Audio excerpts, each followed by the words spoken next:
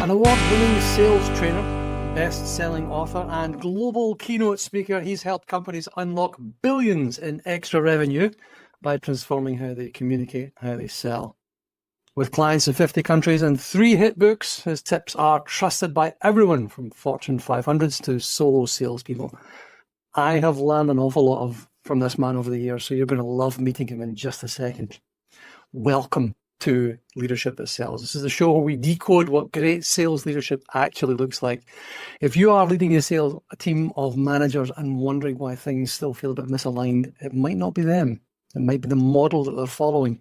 And that's because most sales teams today are not actually teams at all. They're what we can call teams in parallel. That's reps who do similar work, but independently. And what we built is a lightweight reset to help your managers lead them the right way. And that's using clarity, identity, and autonomy. And if that sounds like your world, grab the free Parallel Team Playbook at the Practical Leadership Academy website. It's short, sharp, made for senior sales leaders and CROs like you. Andy Bounds, thank you very much indeed for joining me today. No, it's great to be here, Paul. Now, you've got one core message, which I absolutely adore, which is more sales, faster. That's it. Mm-hmm. Right, straight to the point. What is, in your opinion, the one thing that sales managers can do today, sales leaders can do today to unlock that? Well, there's lots of things, but one thing really important is to focus on the who do. And what I mean by that very simply is when a sales manager is talking to one of their colleagues about a deal they're working on, they often say, tell me how we're doing with the deal. And what happens is a long, probably boring history book where you say, well, this happened and it's a challenge because and this and this and this and this. And the simplest thing to do always is just say who do. Say, before you tell me any background at all I want to know is who, that the client, do you want to do what next? So that's just who do. So, for example, if I was briefing you on how I was going with a particular deal at the minute, if you say to me, Andy, what's the who do? And I would say, okay, the who is, there's a lady called Jemima, and what I want her to do is to reply to my emails because she isn't doing. Right, there you go. And that's in. And then after that, you might say, do you want to give me some background on the deal, or should we just talk about the who do? And that's the thing that I find that people just do not do. What they do is too many of the meetings they have are history focused, and they're boring. They have information that nobody cares about, as you say. It's not really a team, it's a load of individuals. Then I might be in a meeting listening to 5 other people doing history lesson about their deals. Well, I don't care. But if someone says, what's the who do? And we say, how do we get Jemima to reply to the email? We can have a nice little conversation about that. Collective intelligence. Same thing on better. That. Collective intelligence. That's the bunny, right? Yeah. I think that's my biggest ever learning about these pipeline calls, these sales meeting things that everybody bloody hates. And you get your 4 minutes in the sun, or rather, you get your 4 minutes with a blowtorch to your nadgers.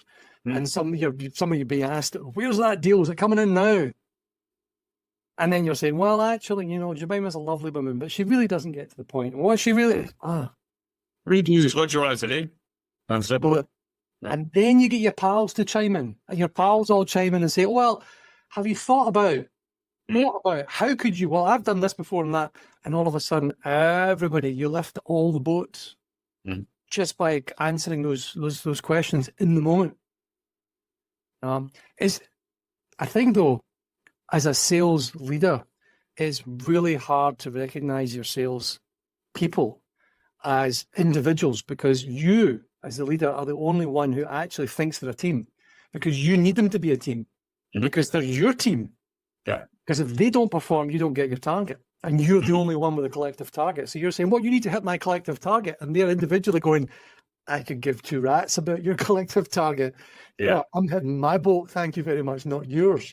Yeah, it's a nice way to look at it. I mean, my childishly simple way of doing it is if you were a sales manager and you had a team of golfers, you've say got 10 golfers and they're playing 10 different golf courses on their own. So they're not on the same golf course. They're not in competition with each other. It's really how each golfer can do. So your job is to realize that it's not a team. Golf is an individual sport. So the individuals need the extra help. They need a bit of camaraderie. They need to know they're in it together. But ultimately, they each have to play on their own course and be brilliant. So your job is to manage 10 golfers on different courses. It's not like the Ryder Cup where we're all in it together.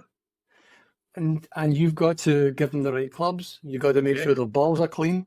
You've got to make sure that all those good things in the right place. It's not too windy for them. If it is too windy, well, you've got to hit into the kind of curve.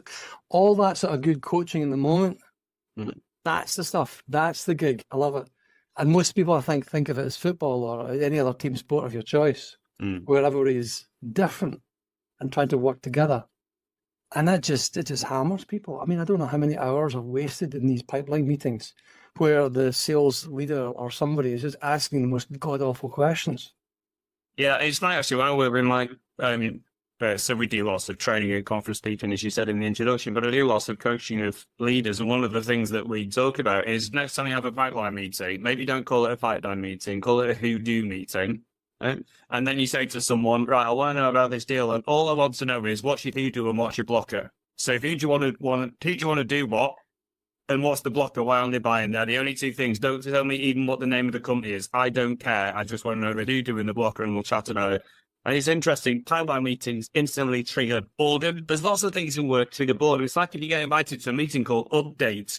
Like already, you know, it's they're my favourites, Andy. Yeah. They're my favourites. Then when you see they're not, they're awful, and you hate them, and so does everyone. I mean, you wake up in the morning going, "It's today." I mean, nobody likes updates and pipelines and catch up. It's like when, as a salesperson, your opening slide says we're founded in 1922, and wonder why everyone just bursts into tears or starts. I mean, I notice it's to tear them all down. I love it. I've only got 47 slides on the history of our founder and when he first teamed. That's magnificent, magnificent. It gives you a career, so it's fine. That's the thing. It keeps you all employed, keeps us off the streets and that.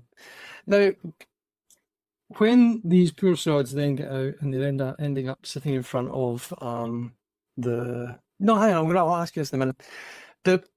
I was on one of your sessions quite a while ago, and it's one of the core things that I tell salespeople, even fairly senior people, is you start off with what they're actually selling and what their job is. You pare back. It's like psychoanalysis.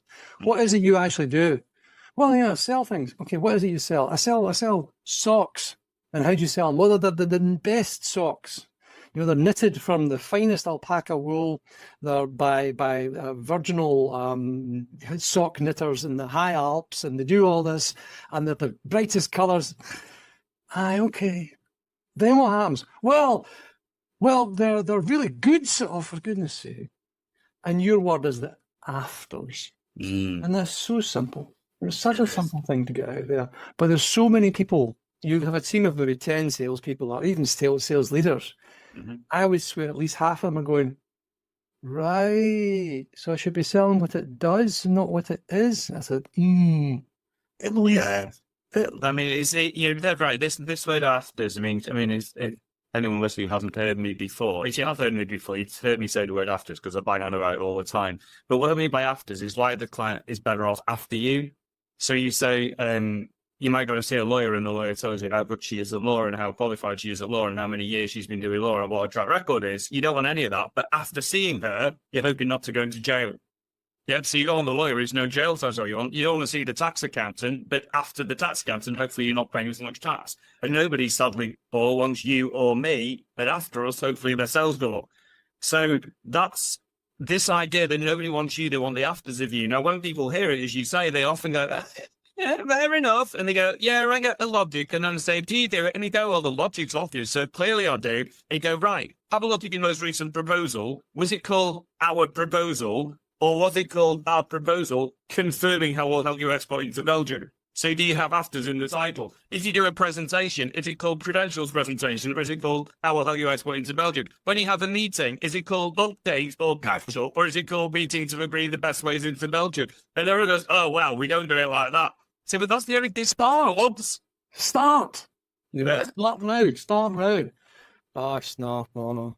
I mean, you build that into the whole the best way of writing your proposals thing. And again, I'm just coming out with this it's foundational stuff. It really is, but it's beautifully foundational. There's a reason that the basics are magic. Because if you get them right, I think most people think that they're like the GB cycling squad and they have to dust off their spokes before they get onto their bicycle. I said, no, mate, you have to actually learn how to pedal first.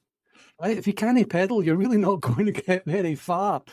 And it's the idea that your proposal should be confirming some in a structure where you've got it's saving you £1 billion and it's only going to cost you £1 million. That foundational practices. So I can highly, highly recommend you go to Andy's website. It's andybounds.com, I believe.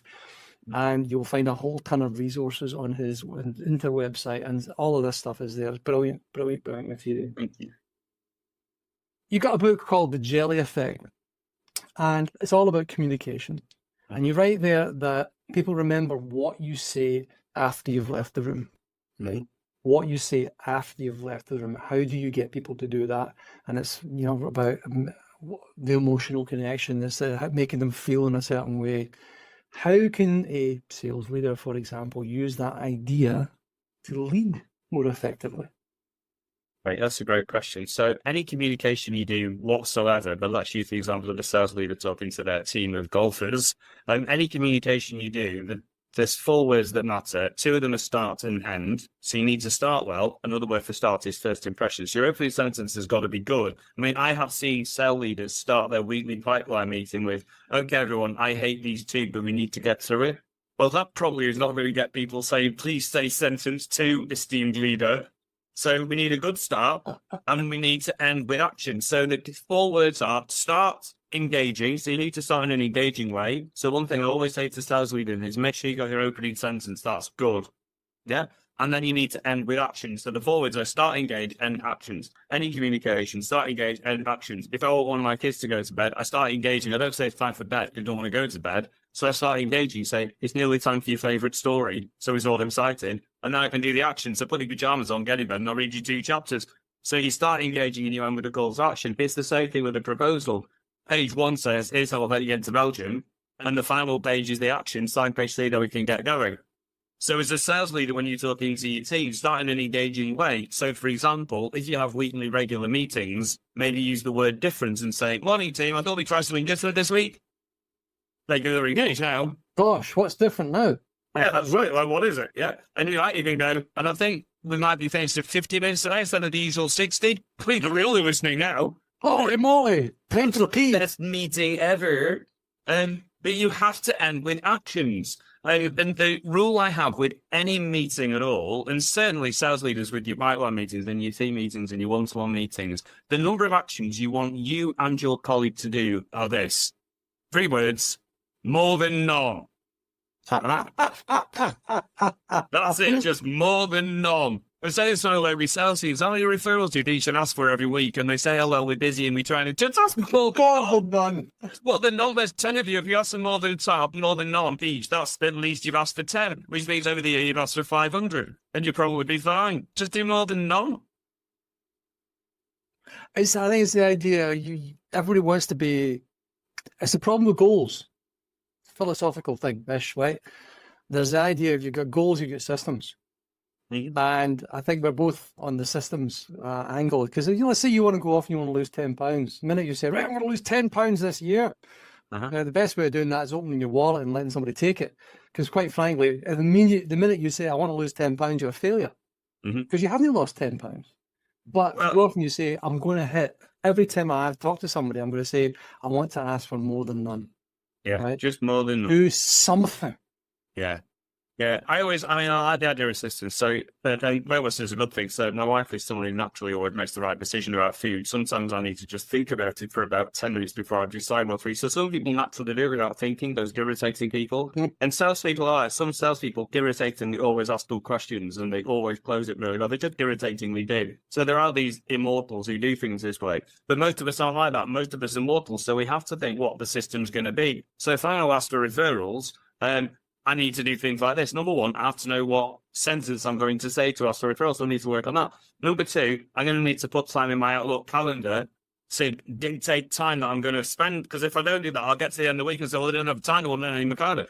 So things like create your script, put some time in your calendar. Maybe you need to your PA or a colleague to say, check with me on Friday to make sure I fill it. And you get these building blocks in. So I agree that individual systems are important. I mean, as far as the goals go, I don't think it's a binary have systems or goals. You can do it. The thing I think with goals is, I'm not something like specific goals personally, but I want to know a general sense of direction. I mean, there's a book by a guy.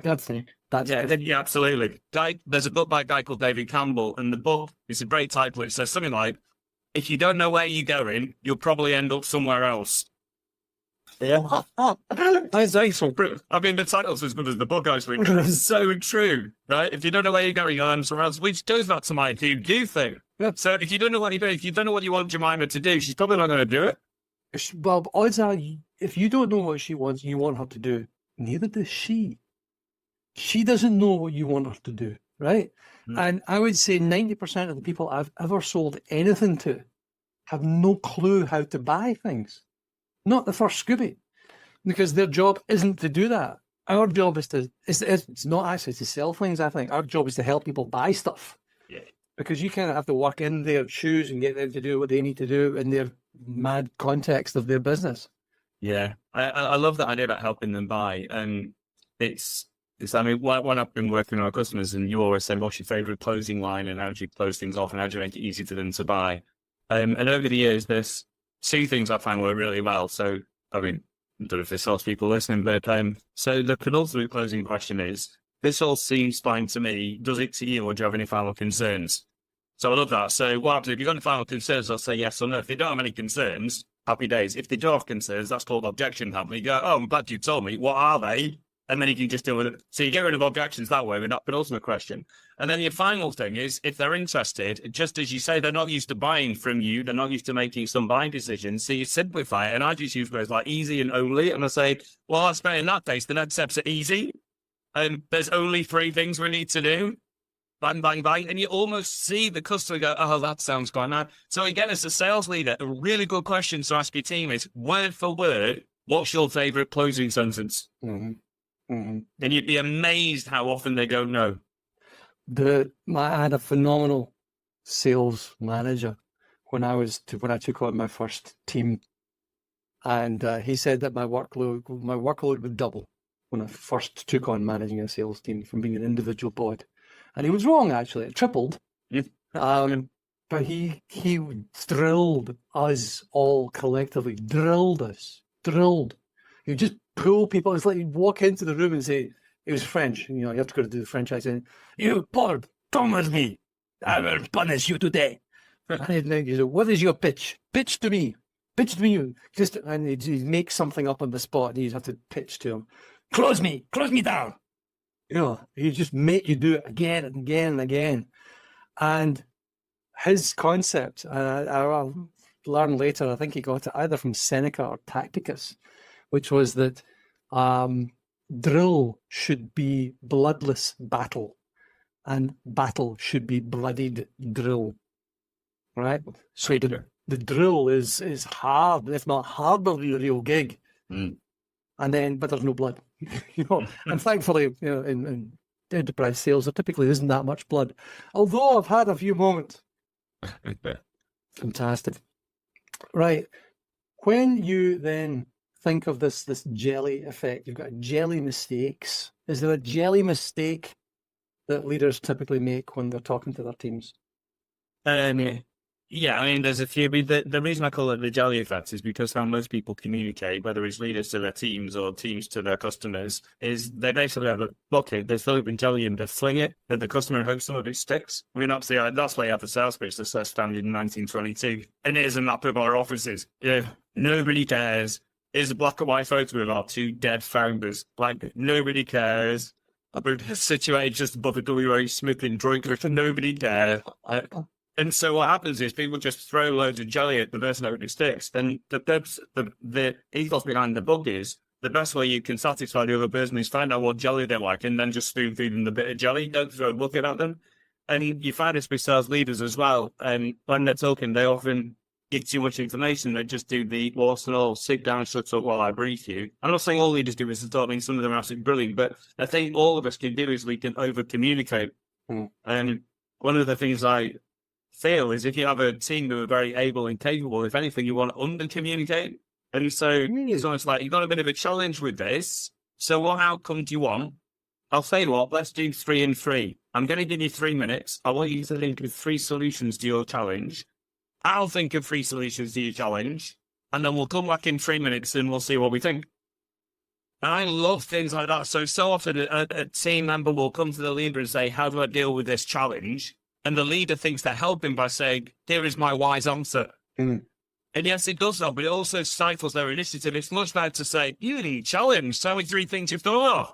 And you go, I've thought of 3 things, right? 3 minutes. Do a thing for 3 things. I'll see you in 3 minutes and we'll have a chat. Because one of your jobs as a leader is to enable and to empower and make people better without you. If they carry on having to come back to you, it just stifles them, I think. So another great thing leaders can do is just anytime anyone comes up with a problem, you go, that sounds hard. What 3 things have you thought of? There are so many resonances, I think, between any sort of leadership, frankly, but particularly, I love sales because it's such a microcosm of life. It reflects so much of how people interact, how you get around in the world, and particularly parenting. I've got kids, and I'm watching them grow up, and I'm watching them learn how to navigate the social situations and get things done and get other people to do things with, for, and around them. And the negotiation skills, the presentation, the communication, the influencing, the persuasion, all this sort of stuff. The one thing that my son in particular lacked is listening. He has no listening. He's like, no listening. My daughter's very good. She's better at it. She's 13. Yeah. My 11-year-old he's quite a thoughtful kid. It's wonderful to see him be so thoughtful. But then he'll ask something and he'll be looking out a window, dancing while you're trying to answer it. Fair. But yes, so my take on the problem solving thing is, what are our options here? Our options, as in we will solve it together. But what can we do? It's coaching. It's a coaching and conversation. It is, and there's so many great coaching senses. I love this. What 3 things have you thought of? I mean, because if you want to change people's behaviors as a leader, you just relentlessly ask them the same thing all the time. So if you hook your team, yeah, that's right. If you want your team to ask for referrals, every time you see them, you say, "If you ask for referrals since I've last seen you," and the 10th time you ask it, they'll probably go, no, and say, okay, well, I'll give you that one, but next time I see you, you might want to be ready for it. And then if you ask for referral, and after it, people go, oh no, Paul's coming down the corridor. He's going to ask me about referrals anyway. And so that's a very simple way to do it. And so one thing that I found works well, I do this for my coaching clients. Anytime they say they've got a problem, I do the sentence I've just said to you. Woof, that sounds hard. What 3 things have you thought of? And they know I'm going to say the question. So now what happens is they say, I've got a challenge. And before you ask, these are the 3 things. That's okay, because at least I have stimulated that they need to start thinking of things. Any other coaching things, we've all got our favourite coaching sentences. If you knew what to do, what would you do? That seems to work quite well. Then, do you think he's good at this sort of thing? Oh, that's interesting. So how do you think she would handle this then? All right, so why don't you just do that? And so you get so many limiting beliefs that your colleagues have, and just helping them come out of it is one of the most rewarding things we can do, Alan. You just touched on something that I think is almost foundational here. It's the rewarding piece. Because for so many years, I had to lie and cheat and be enthusiastic when somebody closed something, because I could give to it. I'm as good, fine, one step closer to my bonus. Hey. But frankly, I don't care. The thing that really boiled my kettle and buttered parsnips at the same time was watching somebody get from A to A plus to B to B plus, just moving along that line. And I think my conclusion, at least, is because I've seen a lot of different folk promoted into different aspects of leadership, even fairly senior levels. They don't burn for that.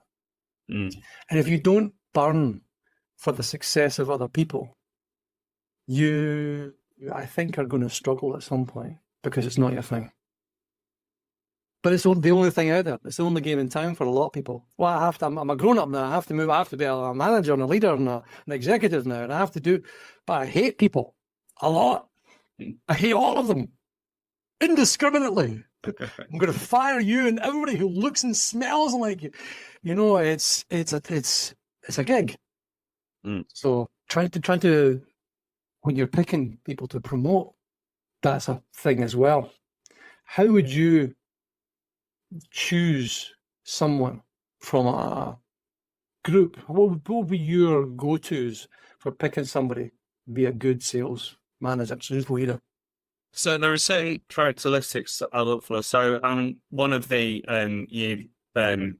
you're hired based on attitude because you can always train the skills later. So there's certain attitudinal traits I look for. One of them is, as you said there, a desire for other people to succeed. Even if it's selfish because it's reflecting glory for you, there has to be some desire for other people to succeed. That's really important. And I also want to see optimism, proactivity, willingness to learn, all those sorts of things. But it's interesting, things like optimism and proactivity, the sort of thing that you might not think of those words, but when you think about it, all the best leaders have that. And one of the most rewarding things and useful things and valuable things I've ever done for me ever is when I set up on my own, because when you're an employee, when I was an employee, but it never quite stops with you, ever. And when I was the employer, all of a sudden it does. And so I'm not saying everyone should go on their own, I'm not saying not at all. But I just found that was really good for my own initiative, because I had to show initiative and proactivity and positivity and have to be the face of, we'll get this sorted, don't worry. And so anyone who has that sort of vibe about them, self-starting, let's fix this. And when we've interviewed people in the past, we've often said things like, if you were given this challenge, what would you do? Come up with 3 ideas as good as you can, it doesn't matter. And so we just test things like that. Another thing we would always do is one of our colleagues and so one of our PAs or whatever would knock on the door with about 5 minutes to go of the interview and say, really sorry to interrupt, but just I've got another meeting in 5 minutes. Just let you know. And then this would be set up in advance, and then the PA would disappear. And then I'd say to the person I was interviewing, okay, you've got 5 minutes. Tell me anything you want to tell me. Ask me anything you want to ask me. Do anything you want to do. I'm not setting the agenda for the next 5 minutes. Fill your boots. And we found that really interesting to see how people would respond to that. So some people are right, okay, sit down, shut up while I run at you for 5 minutes. But the people we really liked, we've only got 5 minutes. What would be most useful to you, Andy? What do you want to know? What do you want to talk about? And we found that was a really good little question to ask. That's really nice. That's nice. I think when you've got an interview with someone, how you want to hear from them, but you also want to hear that they are a good questioner, whether they're a salesperson or a sales leader or not, that they can ask good questions. They can and listen to the answer. Yeah, it's interesting because when you're doing things like interviewing and selling are really similar things. I think. Over it. It's discovery. It is, absolutely. And I was talking to child one who, I'm miles older than you, so my oldest is 28. And she was going into an interview, I remember a couple of years ago, and she was saying, we were just talking about what questions she was going to ask you in the interview. And I said, well, if you think of an interview as a sales job, one of the most important questions always is to say, have you got any concerns? I said before, find out what the other person's objections are. And so when she went into their interview, it was all going pretty well. And at the end, they said, have you got any final questions for us? And she said, yeah, I just wondered what you were currently thinking and if you had any major reservations about hiring me. So I said, we were concerned, have you got any reservations about hiring me? I thought, bloody hell, that's strange. But she said that you got any reservations, then it stopped them in their track. And I went, oh, that's a good question. And she said, well, do you mind me asking? And they go, no, it's a good question. And he said, well, I suppose the only reservation is your experience, maybe.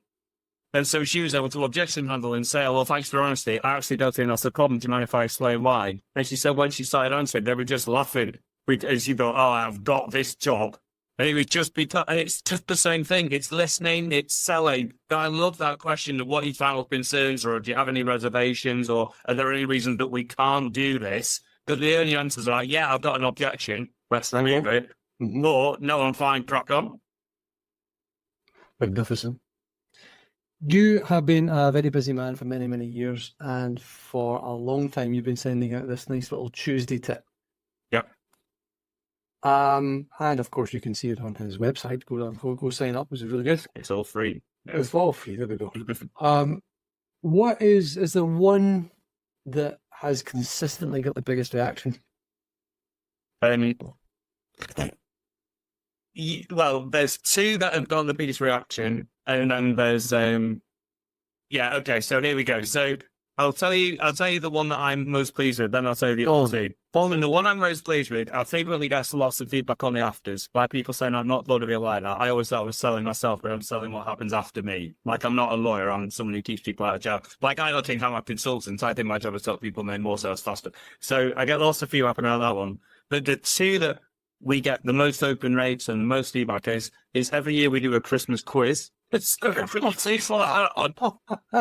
sweating good with my well, thanks, but here my sweated lovely my searing insights and nobody cares. Bang out a Christmas quiz and they're all over it.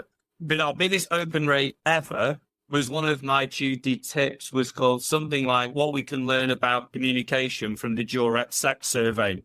And for some reason everyone seems to open up. Don't know why. I'm telling you. What me alone from? Where do you start? Well, it's a family podcast. That's all. We'll just leave it there. Yeah, sorry, everyone, if that's not getting spam filters. Last one for you then. If you could take one message and you could smear it over a world's worth of billboards, 10,000 billboards, north to south, worldwide, your name was on it, what would it be? Sorry to redeem myself. It'd have to be afters in there somewhere. It will be something like nobody cares what you do. They care why they're better off after you've done it. Yep. So if you sell, don't talk about your products and services. Tell me why I'm better off after. I mean, you'll have to make products and services to prove I'll get the afters, but ultimately I want the afters. If you're a leader, your job isn't just to lead. Your job is to cause afters. In other words, you want to enable your team to hit their targets, get a recognition, look good, enjoy their job. I mean, I often think as an employer, one of my jobs is to give talented people the job of their dreams. You know, my job is not to be an employer. The afters are these wonderful people get the jobs of their dreams and they are enabled to do whatever they want to do. So yeah, it's all about the afters. Nobody cares about you. They only care what they're better off after you. Beautiful. Nice thing. Beautiful. 10,000 billboards. Nobody cares about afters. They only care about what happens after you've been. There you go. Love it. Andy Bounds, thank you very much indeed for joining me today. Are you welcome, Paul? Thank you.